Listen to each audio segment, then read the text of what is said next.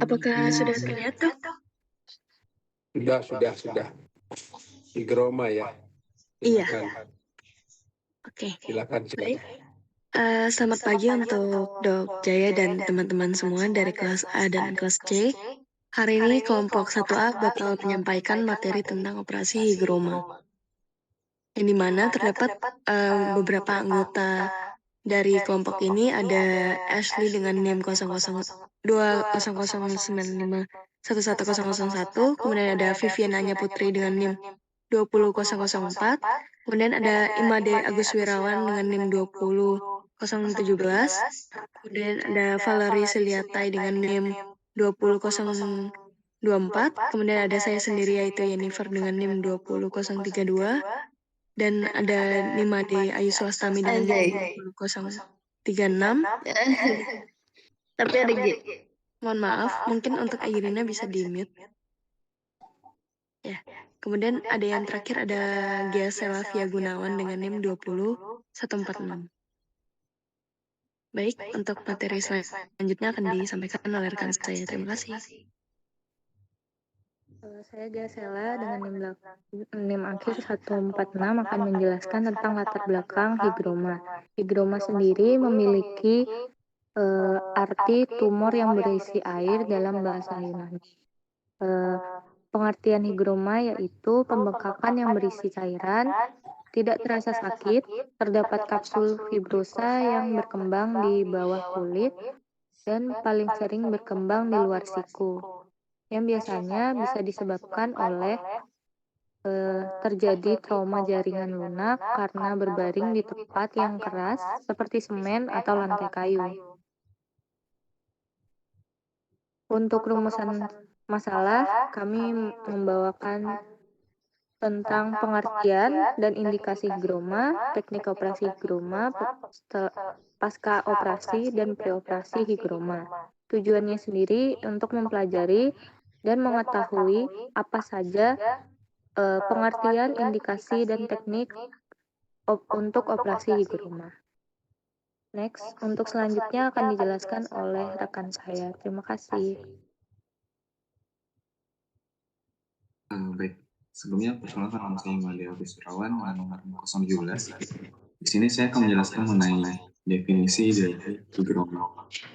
Higroma merupakan tindakan pembedahan pada integumen terhadap adanya bursa palsu atau kantung yang berisi cairan yang abnormal, yang tidak berhubungan dengan bursa sinovial.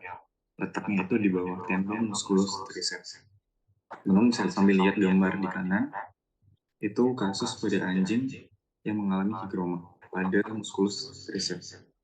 Nah, higroma pada hewan terjadi karena adanya trauma. Berbaring di permukaan yang keras terlalu lama, sendi melemah, dan juga terlalu banyak di kandang. Nah, proses terjadinya higroma itu dimulai adanya trauma pada jaringan lunak yang menyebabkan kerusakan hingga menjadi peradangan dan edema. Akhirnya menjadi higroma. Higroma menurut kesejahteraan hewan sebenarnya tidak perlu disingkirkan bila tidak menimbulkan fisura kronis atau gangguan lainnya yang menyebabkan hewan menjadi tersiksa. Namun bila tetap dibiarkan tanpa penanganan, ini dapat memungkinkan terjadinya kerusakan jaringan yang menyebabkan hematoma pada jaringan subkutan. Bila hematoma tidak terserap kembali oleh tubuh pada tahap penyembuhan, maka terjadi kerusakan pada jaringan dan adanya akumulasi jaringan yang membentuk kantung pada jaringan subkutan. Secara makroskopusnya, itu higroma terpisah pada bagian kulit, intinya padat, mengandung cairan mukus, dan cairan tersebut lebih kental daripada cairan sinovial. Ini higroma terdiri dari granulasi yang mengandung banyak kolagen dan lapisan dalam terdiri dari sel fibroblast. Oke, next.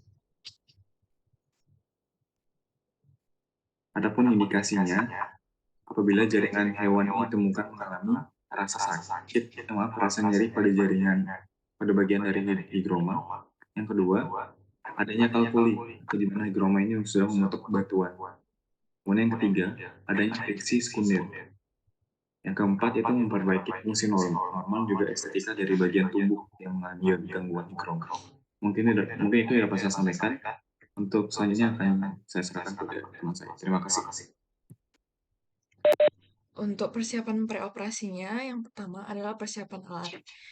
Alat yang dibutuhkan untuk operasi higroma ini adalah scalpel dan mata scalpel, alias forceps, drape clamp, gunting operasi lurus dan bengkok, pinset bergigi dan pinset fisiologis, needle holder, jarum ujung bulat dan segitiga, tampon dan tempat tampon, kain drape, intravena kateter dan infusat, dan jarum suntik 1 mili dan 3 mili. Bahan yang digunakan adalah lidocaine dengan dos 4 mg per kilogram berat badan secara intramuskuler. Kemudian untuk persiapan ruang bedahnya, yaitu peralatan dan bahan di ruang operasi itu harus disterilkan.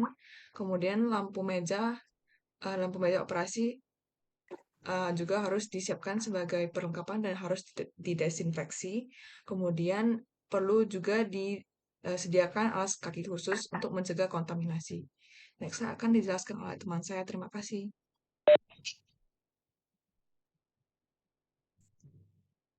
Baik, untuk selanjutnya adalah persiapan dari hewan yang akan dioperasi. Tahap persiapan hewan dilakukan sebelum operasi dengan pemeriksaan fisik yang meliputi sinyalemen, berat badan, umur, pulsus, frekuensi nafas, dan juga suhu tubuh. Hewan juga harus dipuasakan, yaitu 12 jam untuk puasa makan dan 6 jam untuk puasa minum sebelum operasi, untuk mencegah muntah dan kontraksi deflasi terjadi ketika operasi berlangsung. Daerah yang akan dilakukan operasi dicukur dan dibersihkan dengan antiseptik. Kemudian, hewan yang akan dioperasi diberikan premedikasi, dipasangkan IV kateter, infus, dan setelah itu diberikan anestesi. Untuk pemberian anestesi, pada awalnya akan dilakukan penghitungan rumus, yaitu berat badan dikali dosis anjuran dan dibagi dosis sediaan. Dan untuk kali ini akan diberikan anestesi lokal, yaitu lidocaine, dengan dosis anjuran 4 mg per kilogram berat badan yang diberikan secara intramuskuler. Selanjutnya akan dijelaskan oleh teman saya. Terima kasih.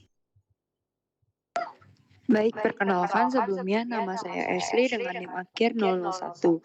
Di sini saya akan menjelaskan mengenai teknik operasi yang dipakai untuk operasi higroma. Yang pertama, anjing ditempatkan dalam posisi lateral rekumbensi sesuai pada anggota tubuh yang terdampak. Selanjutnya, menyayat kulit dibuat medial ke siku ekstremitas yang terkena dan kapsul higroma dibedah dilepaskan dari jaringan lunak dan tulang. Bisa dilihat pada gambar yang bawah sebelah kiri adalah skema sayatan yang akan disayat pada anggota tubuh. Dan yang kedua adalah ketika sudah terbuka dan terlihat kapsul higromanya. Next slide. Yang ketiga yaitu potong kulit berlebih jika ada sebelum ditutup.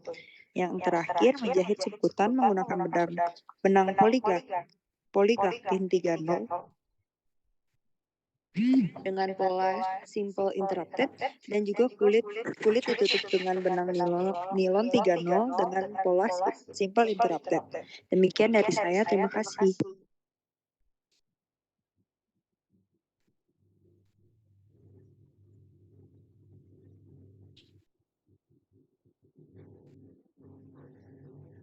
Baik, berikut merupakan hasil operasi dari operasi higroma, yang dimana terdapat pasca operasi yang diperhatikan secara lingkungannya dan pengobatannya, yaitu untuk perlakuannya itu dipasangin pemasangan Elizabeth Collar, kemudian diberi alas yang empuk dan nyaman, kemudian untuk bagian yang pasca operasi itu dipakaikan alat pelindung sendi siku, yang dimana kita bisa lihat di gambar sebelah kanan, yaitu namanya bandage gitu, dog legs. Jadi bandage tersebut itu kayak memberi bantalan untuk si sikunya itu, dan ini juga bisa untuk mencegah. Kemudian untuk perbannya itu diganti setiap 3 hari sekali.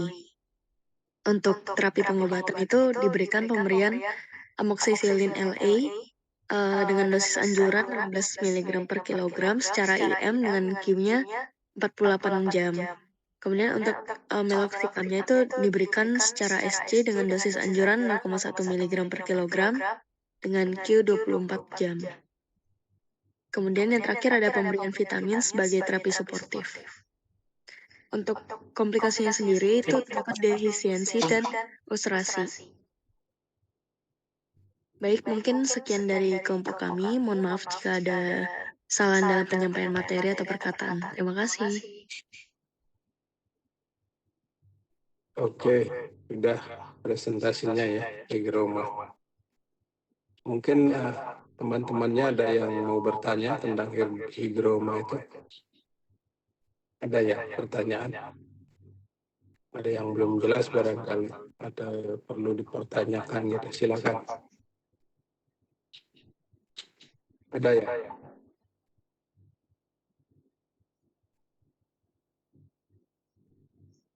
Halo?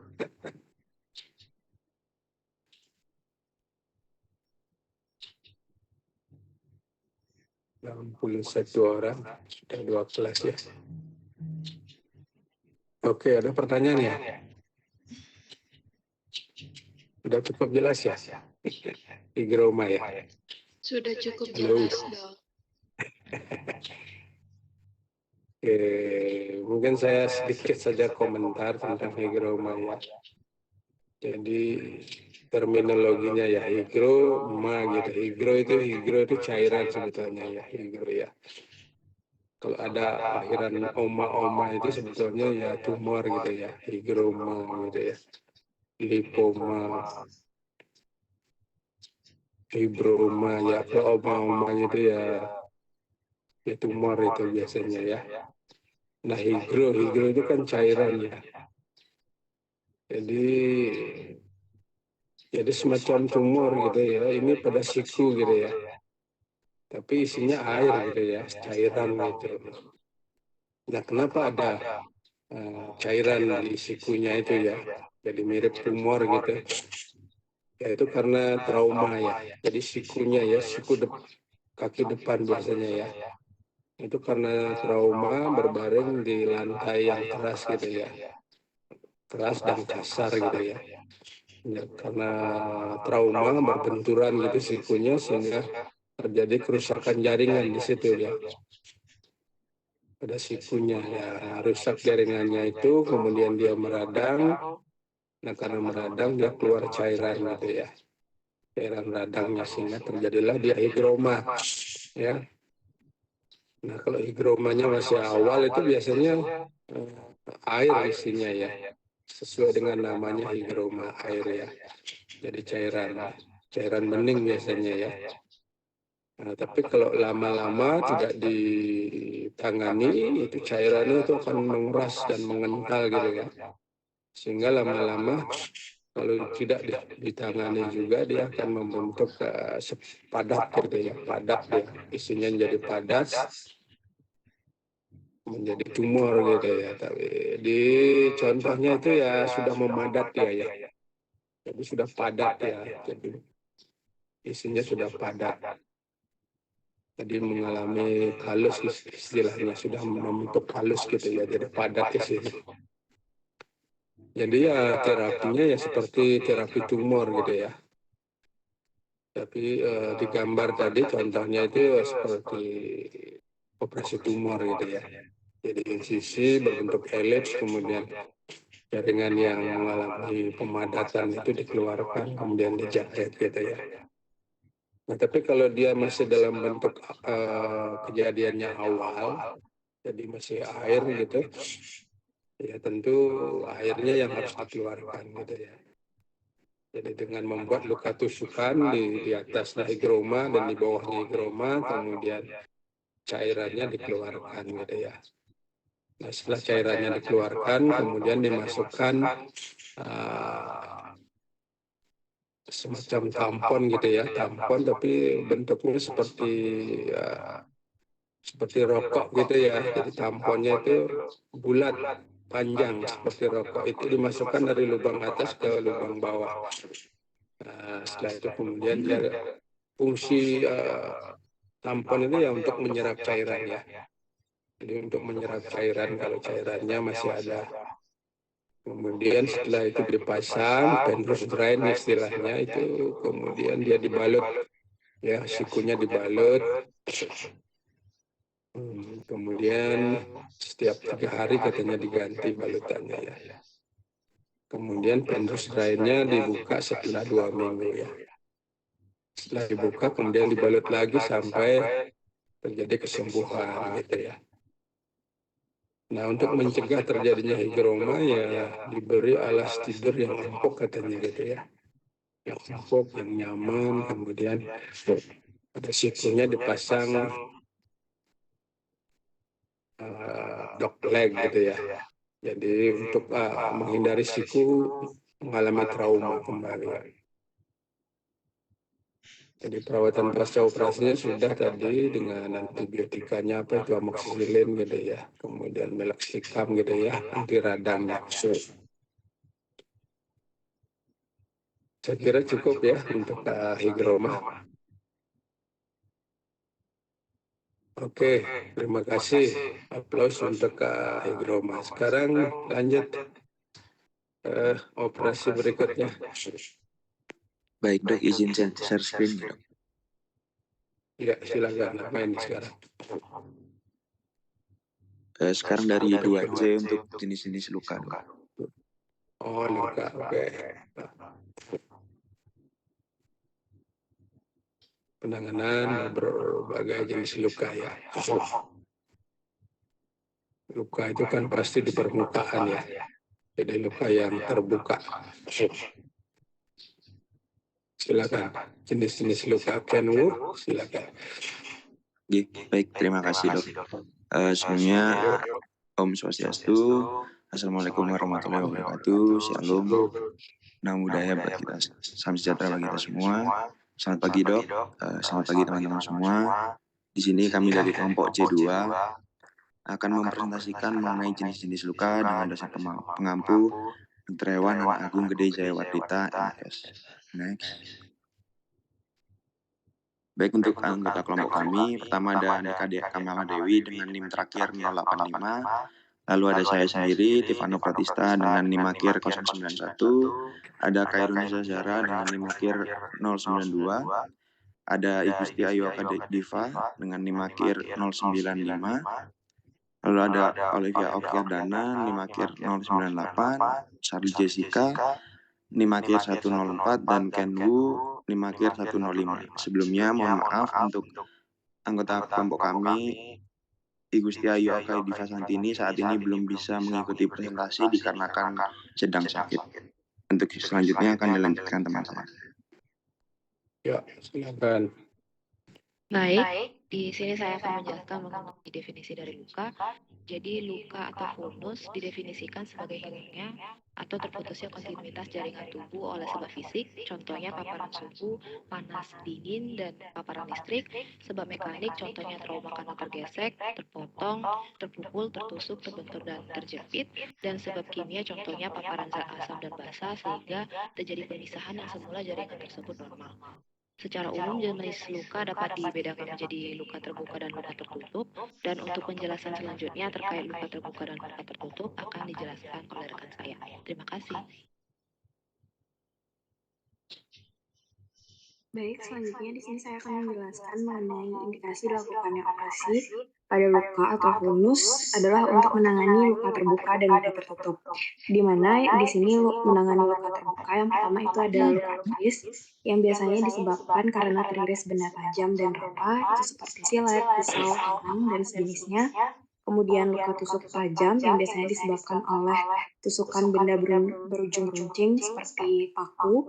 Kemudian luka tembak yang dapat terjadi karena peluru dari senjata api.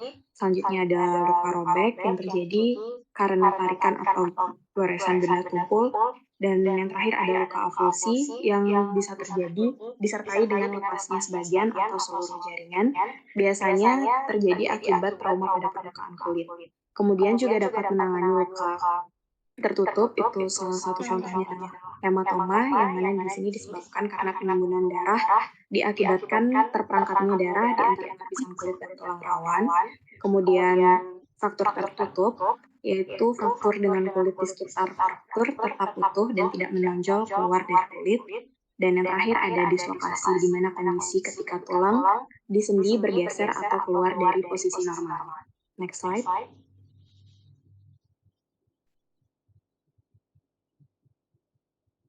Baik, selanjutnya adalah praoperasi. Untuk yang pertama ada persiapan ruang operasi. Jadi untuk ruang operasi perlu disterilkan termasuk dengan isinya seperti peralatan yang ada di dalam ruang operasi dan meja operasi perlu didisinfeksi dengan menggunakan alkohol 70%. Selanjutnya persiapan alat tambahan.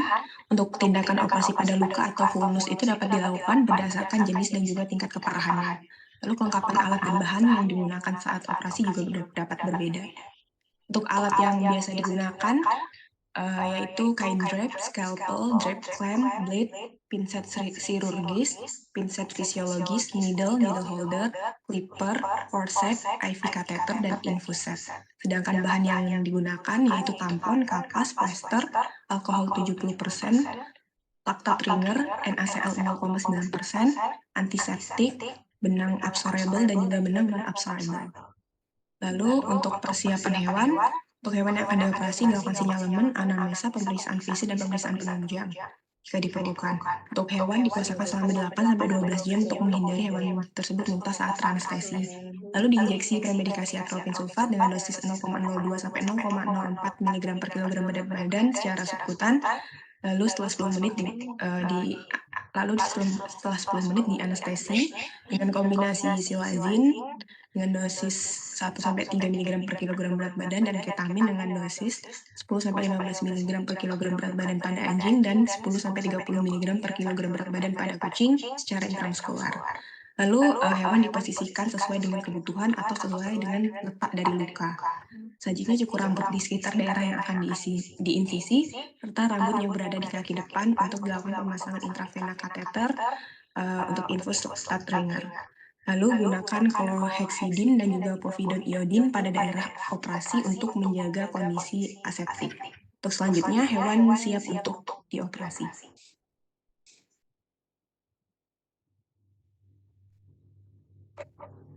Baik, masuk ke teknik operasi. Yang pertama ini ada luka robek atau vulnus laceratum, di mana dalam teknik operasi ini dilakukan penanganan operasi berdasarkan prinsip penanganan luka yaitu cleaning, debridement, dan suturing. Yang pertama ini dilakukan pembersihan atau cleansing pada luka menggunakan hidrogen peroksida atau H2O2 3%. Untuk di gambar itu sendiri, yang sebelah kiri itu dilakukan pada anjing dan yang sebelah kanan itu dilakukan pada kucing. Lalu langkah kedua dilakukan pengangkatan jaring aktif rusak atau debridement untuk membuat luka tersebut bisa menyatu dan juga dilakukan pemisahan kulit dengan subkutan agar ditarik untuk dijahit. Next slide. Kemudian langkah berikutnya dilakukan penjahitan luka atau suturing dengan menggunakan benang absorbable Promic Catgut 30 pada bagian subkutan dengan pola jahitan menerus atau continuous terus. Dan selanjutnya dilakukan penjahitan pada kulit menggunakan benang non-absorbable 30 dengan pola jahitan terputus. Next slide. Ya, untuk selanjutnya luka tusuk atau vulnus punctum, di mana langkah pertama ini dilakukan fiksasi benda yang tertancap pada tubuh dengan menggunakan pembalut penekan atau pembalut cepat yang salah satu sisinya itu digunting sebagai pengait benda yang tertancap, kemudian memastikan kedalaman luka tusuk tersebut, di mana jika tusukannya tidak terlalu dalam, tidak memerlukan operasi, namun jika luka tusukannya dalam dan terjadi perdarahan, maka perlu dilakukan ligase pembuluh darah besar yang terpotong. Selanjutnya dilakukan penutupan jaringan dengan jahitan pada muskulus menggunakan benang absorbable dengan pola jahitan simple interrupt dan pada subkutan juga kulit menggunakan benang non absorbable dengan pola jahitan simple.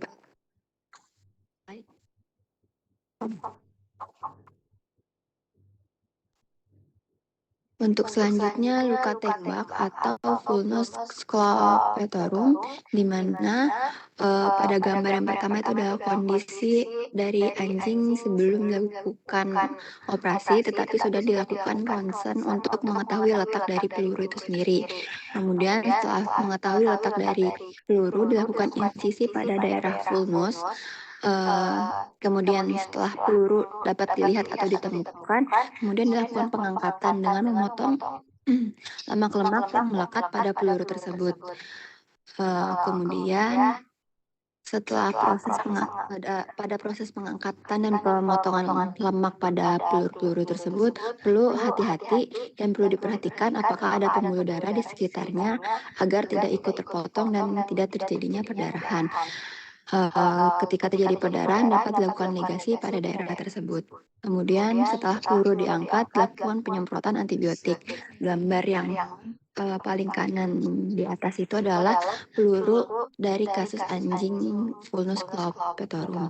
Kemudian untuk gambar yang di bawah itu dilakukan penjahitan muskulus bekas posisi peluru dengan pola jahitan interruptur menggunakan benang non-absorbable dan juga penjahitan kulit dengan pola jahitan interruptur menggunakan benang non-absorbable. Next slide.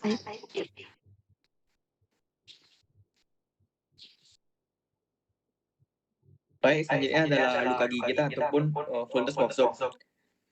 Hewan yang sudah dianestesi sebelumnya diletakkan di meja operasi dengan posisi lateral frekuensi. Lalu lukanya tadi dibersihkan dengan ACL 0,9% dengan cara diirigasi. Lalu setelah luka bersih, dilanjutkan dengan debridement atau mengincisi kulit supaya luka baru menimbulkan luka baru sampai jaringan berdarah, yang fungsinya untuk membuang jaringan-jaringan yang sudah busuk atau nekrosis dan mematakan tepian luka. Hal ini bertujuan agar luka yang akan dijahit dapat menyatu kembali. Lalu dilakukan penyemprotan antibiotik dan penjahitan kulit dengan pola jahitan betul-betul sederhana menggunakan benang yang tidak bisa desa oleh tubuh atau non-absorbable, yaitu Shield 2.0. Lalu daerah operasi tadi dan bekas luka insisinya dibersihkan dengan antiseptik betadine atau povidone iodine, lalu disemprotkan dengan antibiotik, lalu bekas jahitan dibalut dengan kain steril dan Pavix.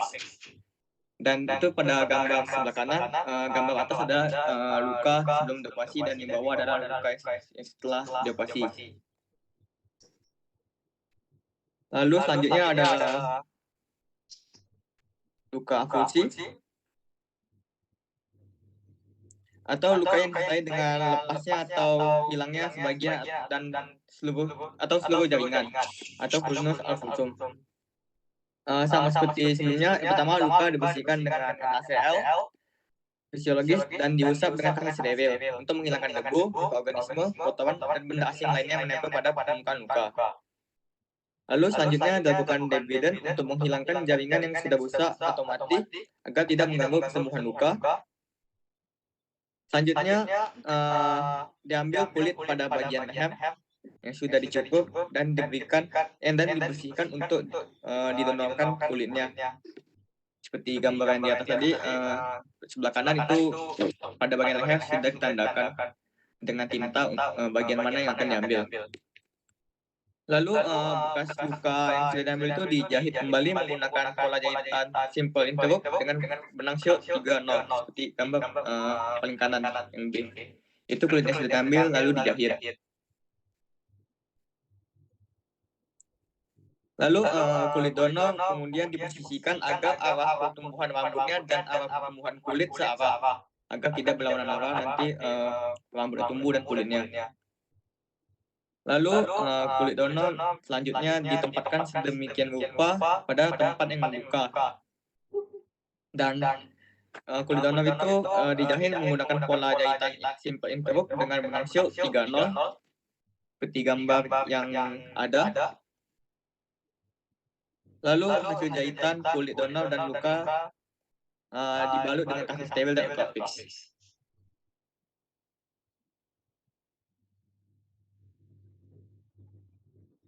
Baik, selanjutnya ada pasca operasi. Perawatan pasca operasi dilakukan dengan pemberian antibiotik untuk mencegah terjadinya infeksi. Antibiotik yang digunakan pada kasus ini adalah amoxicillin 20 mg per kilogram berat badan secara intramuskular selama 5 hari. Juga diberikan antiinflamasi dexamethasone 0,5 mg 2 kali sehari secara per oral. Selanjutnya, antiinflamasi dapat diberikan selama 3 hari. Selanjutnya diberikan bacitracin dan pemberian povidone iodin pada luka jahitan yang bertujuan untuk mempercepat pengeringan luka pada daerah operasi. Hewan juga dapat dipasangkan dengan Elizabeth collar untuk menghindari luka jahitan terjilat atau tergigit oleh hewan. Next slide. Lalu untuk kesimpulannya, luka atau vulnus didefinisikan sebagai hilangnya atau terputusnya kontinuitas jaringan tubuh oleh sebab-sebab fisik, mekanik, dan kimia. Terdapat luka terbuka atau vulnus apertum dan tertutup atau vulnus occlusum. Sebelum dilakukan operasi, dilakukan persiapan alat, ruang operasi, operator, kooperator, hewan, premedikasi, dan anestesi. Dilakukan penanganan operasi pada luka berdasarkan prinsip penanganan luka yaitu cleaning, debridement, dan suturing. Perawatan pasca operasi dilakukan dengan pemberian antibiotik dan antiinflamasi, serta diberikan bacitracin dan povidone iodin. Next slide. Baik, sekian presentasi dari kami, kelompok 2C. Mohon maaf atas kesalahan yang terjadi selama presentasi. Saya kembalikan kepada Dr. Jaya. Terima kasih. Ya, terima kasih. Jadi presentasinya ya tentang luka ya, penanganan berbagai macam luka ya. Jadi luka yang terbuka dan luka yang tertutup gitu ya. Jadi sudah definisinya sudah sangat jelas apa itu luka gitu ya. Kemudian jenis-jenis luka, terus bagaimana cara penanganan luka ya. Jadi sudah dijelaskan tadi. Jadi prinsip penanganan luka gitu ya. Itu ada 3 gitu ya. Prinsip penanganan luka. Yang pertama itu cleansing. Cleansing itu ya dibersihkan. Jadi luka itu luka terbuka terutama itu harus dibersihkan ya. Jadi cleansing ya. Jadi luka itu apalagi luka yang lama sudah terjadi infeksi gitu ya, sudah ada jaringan-jaringan nekrosis di sekitar luka gitu ya. Yang pertama itu harus dibersihkan lukanya. Jadi cairan-cairan pembersih luka ya dipakai, bisa NaCl fisiologis dipakai, bisa Rivanol gitu ya, cairan-cairan pembersih luka itu ya. Nah, setelah dibersihkan lukanya, kemudian tindakan selanjutnya adalah debridement gitu ya. Jadi debridement itu ya tindakan untuk menghilangkan jaringan-jaringan nekrosis gitu ya. Jadi jaringan yang gangren, nekrosis di sekitar luka, apalagi lukanya sudah lama gitu ya, pasti ada jaringan-jaringan nekrosis. Nah, itu harus dihilangkan sehingga terbentuk luka baru gitu ya. Jadi tindakannya namanya tindakan debridement gitu ya. Nah, setelah itu lukanya sudah di debridement, yang terakhir itu dilakukan penjahitan ya, suturing gitu ya. Jadi prinsip penanganan luka itu ya 3. Cleansing, debridement, dan suturing ya. Jadi sudah dijelaskan tadi yang luka insisi, luka yang avulsi. Yang avulsi tadi ya menggunakan skin graft yang namanya ya. Karena ada jaringan kulit yang hilang cukup lebar, kemudian tidak bisa dijahitkan kulitnya kanan kiri gitu ya. Nah, karena cukup lebar gitu ya, harus dicarikan kulit di daerah yang lain, di leher apa di mana, di punggung gitu yang longgar gitu. Ya, diukur sesuai dengan ukuran jaringan yang hilang, kulit yang hilang itu berapa senti biasanya, panjangnya berapa, lebarnya berapa, diambilkan dari leher atau punggung.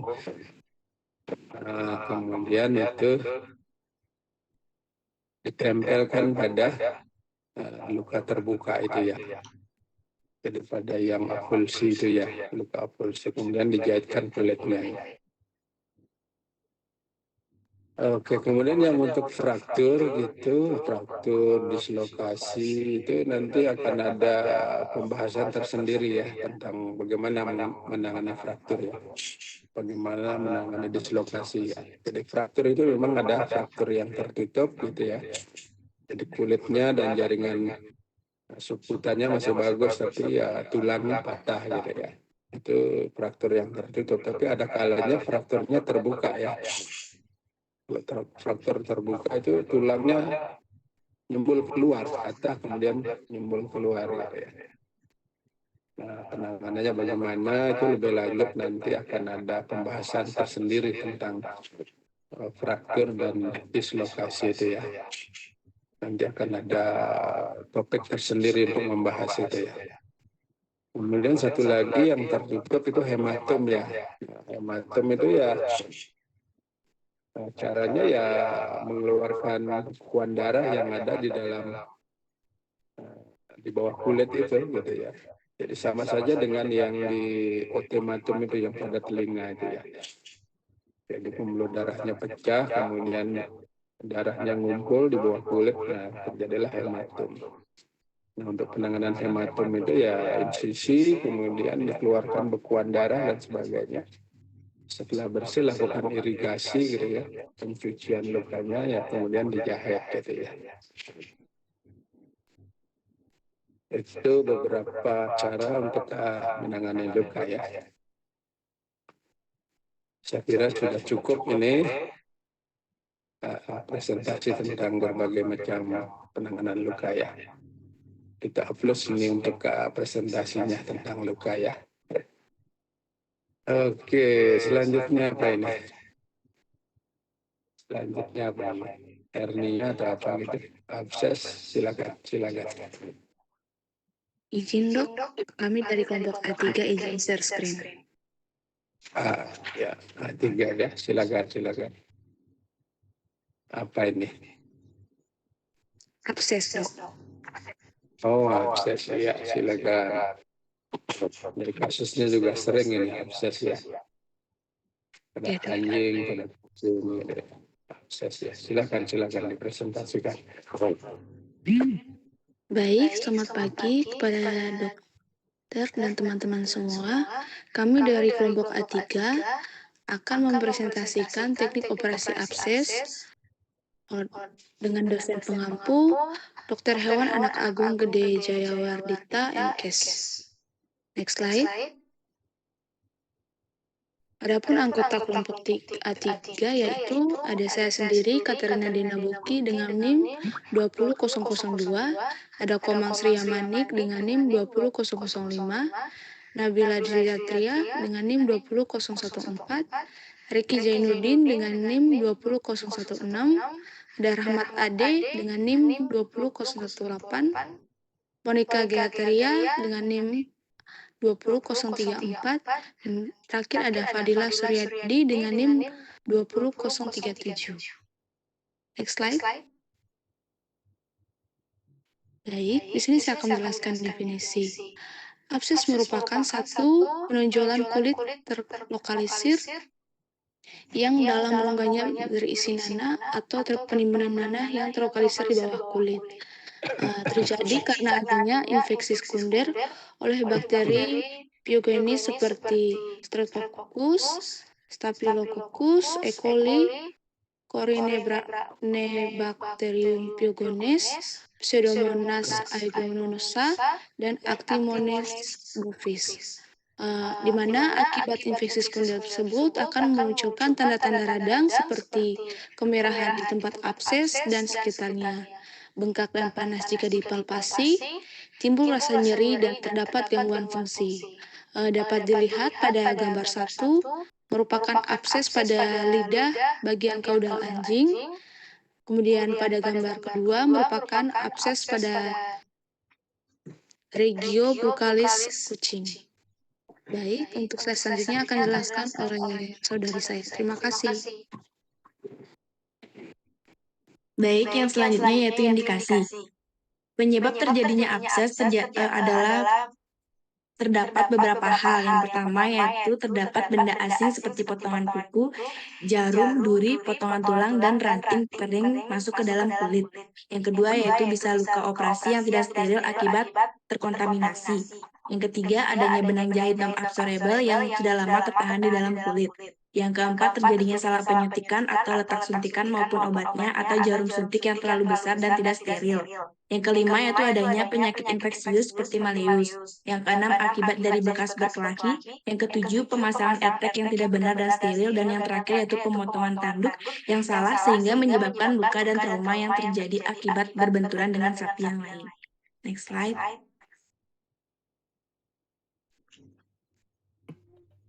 Baik, selanjutnya ada preoperasi. Pertama ada persiapan alat dan bahan.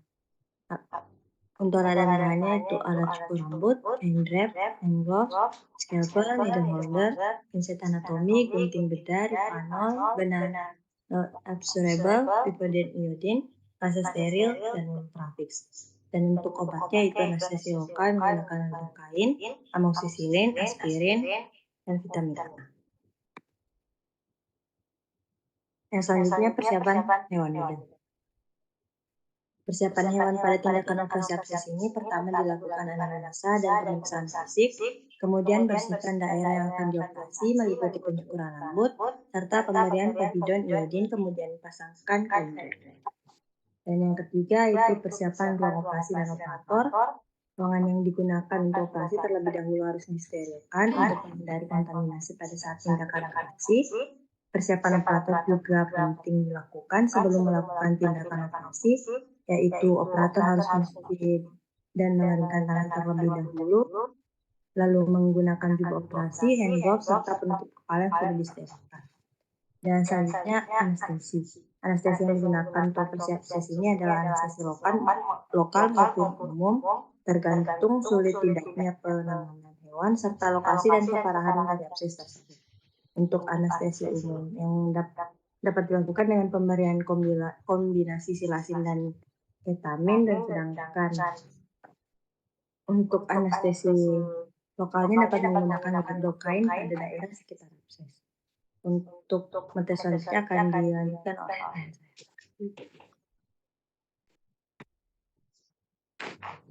Baik, selanjutnya adalah teknik operasi.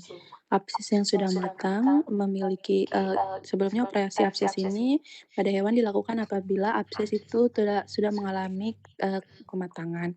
Abses yang sudah matang memiliki ciri-ciri seperti terdapat tonjolan pada kulit, berdinding tipis, lunak, elastis, mengkilat, terdapat elevasi kulit, dan terkadang rambut pada sekitar daerah abses sudah mengalami kerontokan, serta proses peradangan sudah berhenti. Adapun langkah-langkah dalam penanganan abses, yang pertama yaitu rambut pada daerah yang mengalami abses dicukur dan dibersihkan hingga steril. Yang kedua yaitu insisi pada ventral abses, lalu keluarkan nanah. Untuk selanjutnya dijelaskan oleh rekan saya. Terima kasih.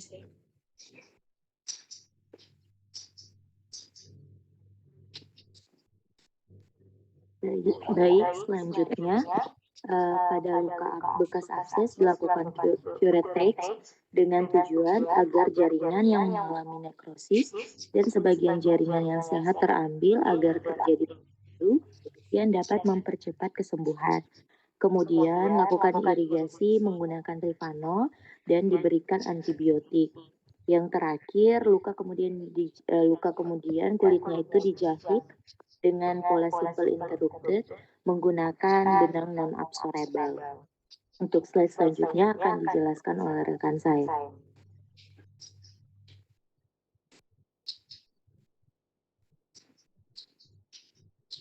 Selanjutnya untuk pasca operasi pada bagian obatnya diberikan antibiotik yaitu amoxicillin, lidomycin, dan trimethoprim. Nah, dan untuk obat antiinflamasinya menggunakan non-steroid seperti aspirin dan vitamin A untuk mempercepat kesembuhan dan perbaikan kulit. Untuk luka bekas operasi juga perlu dibersihkan setiap hari menggunakan povidone iodine serta dibalut dengan fase steril dan ultrafix untuk mempercepat kesembuhan pada luka bekas operasi abses.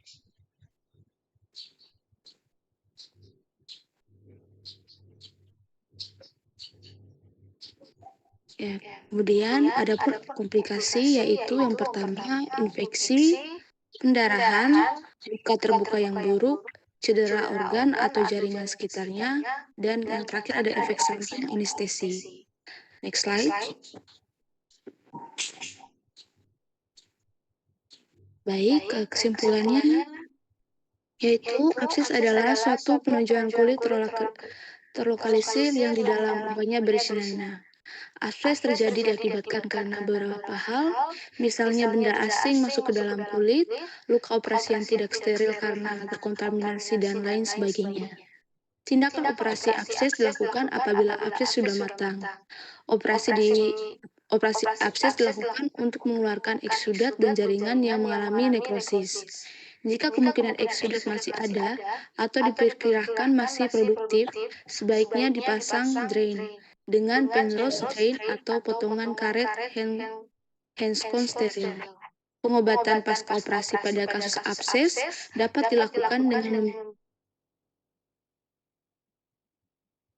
memberikan obat antibiotik, anti radang, dan vitamin A. Next slide. Baik, sekian presentasi dari kelompok A3. Kami mohon maaf apabila terdapat kesalahan penyampaian materi. Saya kembalikan ke Dr. Jaya. Terima kasih.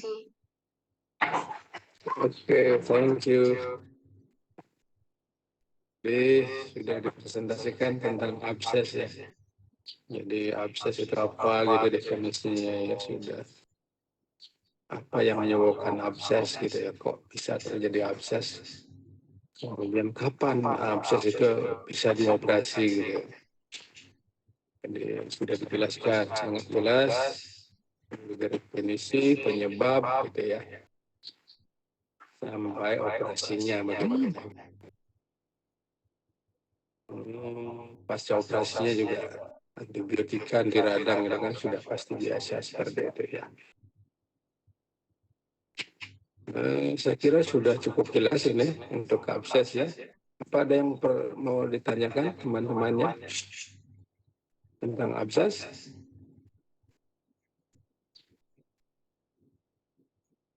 Sudah ya? Tidak ada yang ditanyakan. Ini kasusnya sering ini abses ini ya. Jadi abses ini biasanya karena infeksi sekunder gitu ya. Misalnya jarum suntik yang tidak steril gitu, makanya jarum suntik itu jangan dipakai berkali-kali ya, biasanya sekali pakai gitu ya. Kalau sudah berkali-kali dipakai itu akan mengundang abses gitu ya. Jadi salah satu penyebabnya. Oke, saya kira sudah cukup jelas ini tentang abses ya. Dari definisi sampai penyebab, kemudian bagaimana operasinya dan pasca operasinya. Kita lanjut presentasi yang berikutnya. Kita upload dulu untuk abses ya. Oke, kita lanjut ke presentasi berikutnya. Apa ini? Oke.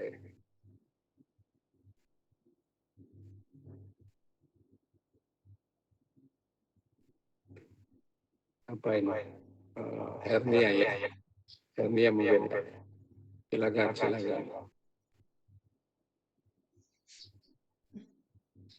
Oh iya. Marina. 4C hernia. Oke, silakan. Baik, terima kasih Dok. Apakah suara saya terdengar? Sudah sampai jelas terdengar. Baik, terima kasih. Selamat pagi untuk Dok Jaya selaku dosen pembimbing. Selamat pagi juga untuk teman-teman semua. Pada kesempatan kali ini kami dari kelompok 4C akan mencoba untuk mempresentasikan terkait dengan hernia. Dan untuk spesifiknya akan dibahas tentang hernia umbilikus. Next slide. Adapun anggota kelompok kami ada Maria Regina dengan NIM terakhir 120, Juan Erwana 082, Talita 084, Levira 086, Dev Almendo Yolanda 093, dan Resinta Delia dengan NIM terakhir 120. Next slide. Untuk slide definisi akan dijelaskan oleh Juan. Masuk ke hernia. Jadi kata hernia ini berasal dari kata Latin yang berarti ruptur. Kondisi tersebut terjadi ketika organ yang biasanya berada dalam satu rongga tubuh menonjol melalui lapisan rongga tersebut. Pengertian lain tentang hernia ini yaitu suatu kejadian organ visceral abdominal keluar melalui suatu lubang atau gerbang dan masuk ke dalam suatu area yang terdiri dari peritoneum, tunika flava, dan kulit. Jadi kejadian hernia ini memiliki beberapa tipe. Tipe ini didasarkan pada posisi dari kejadian hernia. Jadi tipe hernia ini meliputi umbilical hernia, inguinal hernia, skrotal hernia, pleuroperitoneal hernia, perineoperikardial hernia. Jadi, untuk kasus saat ini kami mengambil kasus umbilical hernia. Bisa di next. Jadi kasus ini ada anjing jantan bernama Comel berumur 4 tahun dengan berat 6,7 kg. Jadi anjing Comel ini diketahui adanya sebuah benjolan di daerah perut selama 2 minggu terakhir pada saat membawa untuk divaksinasi. Benjolan tersebut terletak di daerah perut, tepatnya pada umbilikus. Pemilik tidak tahu kapan hernia itu terjadi karena mereka kurang memperhatikan hal tersebut dan masih belum berpengalaman. Comel tidak menunjukkan gejala sakit selama pemeriksaan fisik. Ia memiliki nafsu makan dan minum yang baik, serta buang air besar dan kencing yang normal. Bisa di next.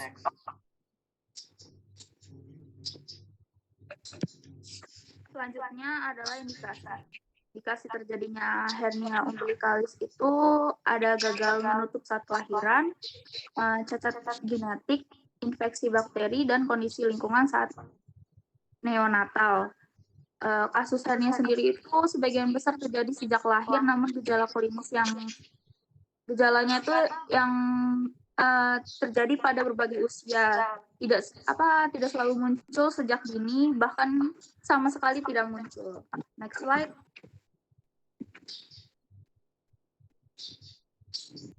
Oke, untuk berikutnya ada preoperasi. Yang pertama adalah alat bahan yang akan digunakan. Di situ ada alkohol, terus ada squid juga, dan ada heating set. Untuk heating setnya itu yang digunakan ada scalpel dan blade, pinset anatomis, chirurgis, needle holder, arteri clamp, gunting lurus dan tumpul, dan juga ada yang disebut dengan towel clamp.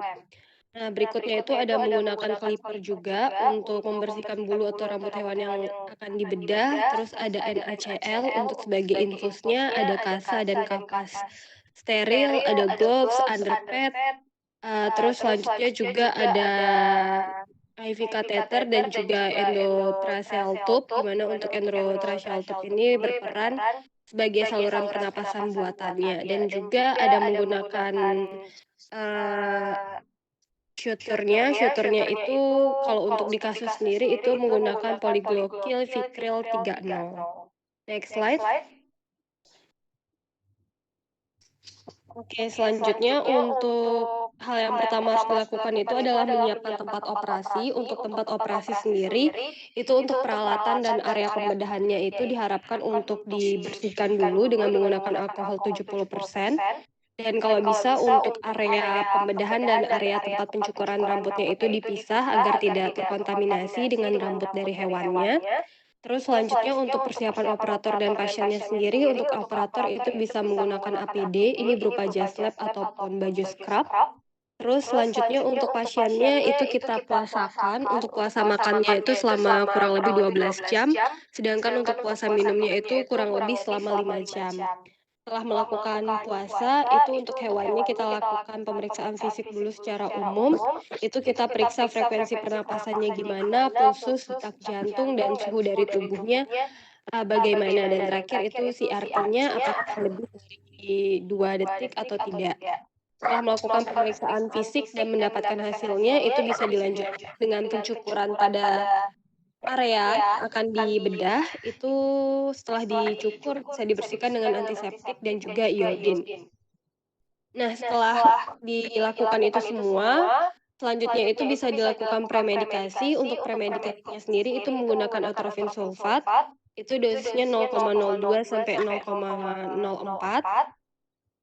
Terus secara subkutan setelah itu 10-15 menit setelahnya itu bisa dilanjutkan dengan anestesi. Itu kita menggunakan silazin dan ketamin secara intramuskular. Dan saat sudah di anestesi, itu juga kita bisa pasangkan endotracheal tube-nya untuk nanti ditambahkan anestesi inhalasi yaitu isofluoran sebagai maintenance-nya. Oke, untuk slide berikutnya akan dijelaskan oleh teman saya. Terima kasih. Baik, saya akan melanjutkan untuk teknik operasinya. Yang pertama, hewan diposisikan dorsal recumbens atau rebah dorsal, dan bagian yang akan diinsisi dicukur dulu terlebih dahulu, kemudian dioleskan alkohol dan iodin untuk mengurangi kontaminasi saat operasi. Kemudian kain duk diposisikan pada bagian umbilikalis pada daerah yang akan diinsisi dan dijepit menggunakan towel clamp. Kemudian yang kedua, dilakukan reposisi dengan menekan pada hernia untuk menentukan lokasi cincin hernia sebagai acuan untuk melakukan insisi. Insisi dilakukan pada kulit dan sukutan tepat di atas cincin hernia. Kulit, sukutan, dan peritoneum diinsisi dengan hati-hati agar tidak melukai organ yang terdapat pada kantung hernia sehingga terlihat isinya. Yang ketiga, pada kasus ini hernia sudah mengalami adesi atau pelengketan, sehingga bagian yang mengalami adesi terlebih dahulu diurus agar bagian yang menempel pada kantung hernia terpisah. Kemudian yang keempat, reposisi isi hernia dengan mendorong secara perlahan menggunakan jari ke rongga abdomen. Jika isi hernia telah direposisi, pada bagian tepi cincin hernia dibuat luka baru dengan menggunakan scalpel atau gunting jaringan untuk memungkinkan terjadinya penyatuan jaringan. Cincin hernia yang telah dibuatkan luka baru kemudian dijahit menggunakan benang polyglycolic acid 3,0 dengan pola terputus sederhana. Jahitan dilakukan sepanjang cincin hernia. Selanjutnya dilakukan penjahitan pada sukutan dengan benang polyglycolic acid 3,0 dengan pola jahitan menerus sederhana. Kulit dijahit dengan benang polyglycolic acid dengan pola jahitan simpel subkutikular.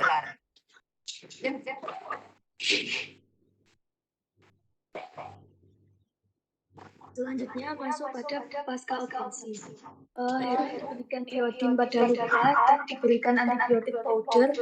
Kemudian luka ditutup menggunakan kasa steril dan hipalpik.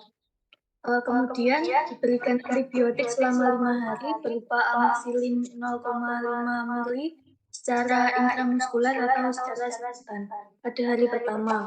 Selanjutnya pada hari ke-2 sampai ke-5 dilanjutkan dengan pemberian antibiotik oral berupa asinfenamat sebanyak 500 gram per tablet, diberikan sebanyak 1/4 tablet selama 3 kali sehari.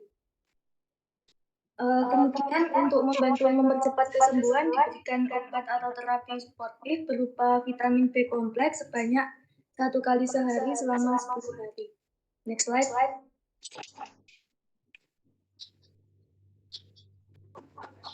Baik, selanjutnya ada kesimpulan dan sanksi.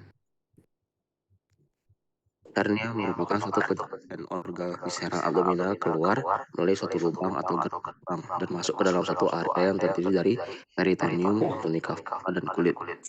Hernia memiliki beberapa tipe, meliputi umbilical hernias, inguinal hernias, scrotal hernias, pleuroperitoneal hernias, peritoneopercardial hernias. Beberapa hal yang harus diperhatikan dalam kasus hernia adalah hewan harus segera ditangani untuk mencegah adanya komplikasi yang membahayakan kesehatan anjing. Next slide. Baik, sekian presentasi dari kelompok kami dan kami kembalikan kepada Dok Jaya. Terima kasih. Oke, terima kasih presentasinya tentang hernia ya. Ini kasusnya hernia pada anjing ya. Umbilikalis ya, hernia umbilikalis ya. Jadi hernia apapun, dimanapun letaknya gitu ya. Jadi prinsip penanganannya sama saja ya, operasinya sama saja. Jadi hernia itu kan bisa di mana-mana ya. Bisa di mana-mana tergantung letaknya gitu ya. Kalau di umbilikus letaknya namanya hernia umbilikalis gitu ya. Kalau dia di inguinal namanya hernia inguinalis gitu ya. Nah, kalau dia letaknya di ventral artinya di abdomen tapi tidak di umbilikus atau di inguinal namanya hernia ventralis gitu. Nah, kalau hernianya ada di skrotum gitu ya. Jadi pada babi itu biasanya ya, kalau sudah dikastrasi kok skrotumnya masih tetap besar gitu ya. Nah itu biasanya hernia skrotalis itu babi ya. Kemudian ada juga hernia yang letaknya di perinealis gitu ya, pada daerah perineum ya, antara anus dengan vulva gitu, antara anus dengan testis gitu ada daerah yang namanya peritoneum gitu ya, hernia peritonealis namanya. Jadi letaknya, jadi namanya disesuaikan dengan di mana letak hernia itu gitu ya. Nah kemudian hernia itu bisa disebabkan karena kongenital gitu ya. Sejak lahir dia sudah ada, begitu lahir dia sudah ada hernia namanya. Jadi hernia yang kongenital ya. Kemudian ada hernia yang karena perolehan gitu ya. Jadi setelah lahir gitu ya. Yang perolehan itu bisa karena mungkin ada operasi gitu ya. Nah kemarin ada operasi apa itu OH gitu ya. Ada kalanya nanti jahitan yang paling dalam itu lepas ya. Lepas. Kemudian jaringan visceral abdominalnya nyembul keluar gitu ya. Jadi kulitnya sudah bagus, sukutannya bagus, tapi karena jaringan lini albanya jebol gitu, jadi ususnya menonjol keluar gitu. Itu yang hernia yang perolehan gitu ya, atau dapatan gitu ya. Jadi hernia umbilikalis ini biasanya ya hernia yang kongenital, jadi sejak lahir gitu ya. Jadi umbilikusnya itu tidak menutup. Setelah lahir itu tidak menutup secara normal. Nah, umbilikusnya itu masih tetap lubang, nah dari lubangnya itu keluar organ visceralnya jadi keluar gitu ya. Sehingga terjadi dia hernia umbilikalis gitu ya. Nah, kemudian di kasus hernia umbilikalis yang diangkat tadi itu setelah diinsisi kemudian isinya itu tidak bisa dimasukkan gitu ya. Nah, tidak bisa dimasukkan karena dia mengalami perlekatan gitu ya dengan jaringan sekitarnya ya. Jadi melekat bisa dengan cincin hernianya, bisa melekat dengan kantong hernianya gitu ya. Nah, untuk supaya bisa isi hernianya masuk ya perlekatannya itu harus dipisahkan gitu ya. Jadi dipisahkan, setelah dipisahkan kemudian baru isi hernianya dimasukkan gitu ya. Nah, hernia yang isinya tidak bisa dimasukkan itu disebabkan karena ada perlekatan atau adesi ya. Bisa juga karena cincin hernianya yang sempit gitu ya. Jadi sempit banget cincin hernianya sehingga isinya tidak bisa dimasukkan. Nah, kalau cincin hernia yang sempit maka dilakukan pelebaran cincin hernia. Jadi insisi aja cincin hernianya. Nah, setelah diperlebar kemudian isinya bisa dimasukkan gitu ya.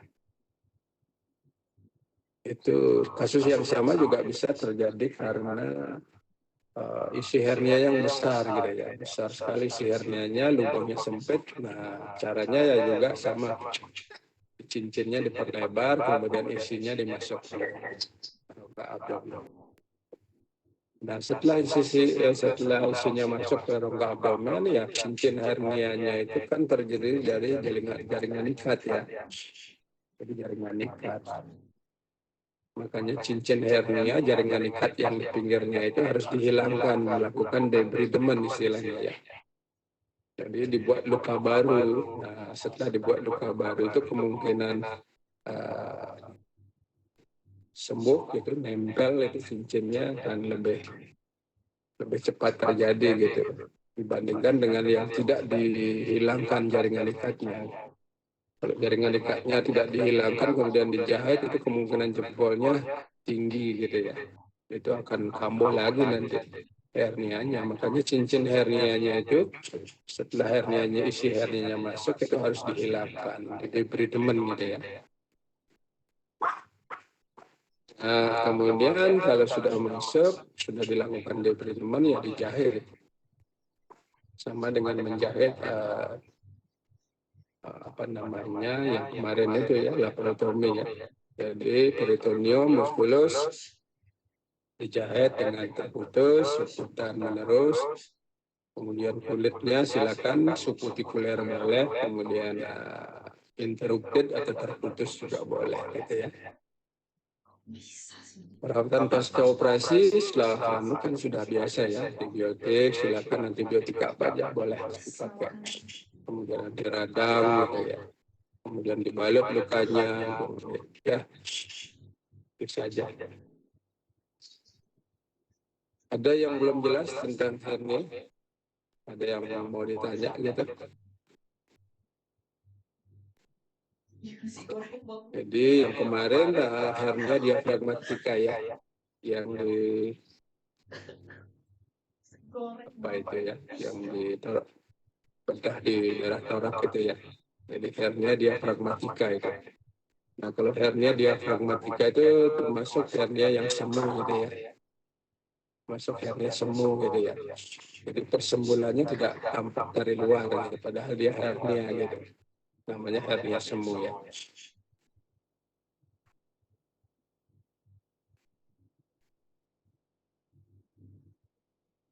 Oke, sudah cukup untuk hernia. Ada pertanyaan? Peserta sudah berkurang sedikit. Tinggal 56 orang ya dari 62 orang.